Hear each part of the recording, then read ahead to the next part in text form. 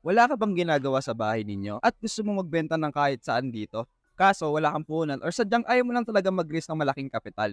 You may try dropshipping business. This is under e-commerce industry where online na ang market o online na nangyayari yung buying and selling of the products. Sa dropshipping, hindi mo na kailangan bilhin yung actual na products para ibenta. Kumbaga, gagamitin mo lang yung pictures ng mga product. Example sa Shopee, ipapakita mo lang yung mga pictures ng mga binibenta mo. And kapag may umorder sa shop mo, manonotify yung supplier mo o yung partner mong dropshipping company. Example sa Dropify, sila na yung magpa-package at pagdi-deliver ng order sa mga buyers. Basically, marketing lang yung ginagawa mo dito o pinapromote o pinapakita mo lang sa mga tao yung produkto. Tapos si Dropify na yung bahala sa packaging, inventory, logistics, at marami pang iba. Madami na rin nakagawa nito na kumita ng 5 to 6 digits monthly as long as you keep on learning and applying effective strategies para maging successful sa business na 'to.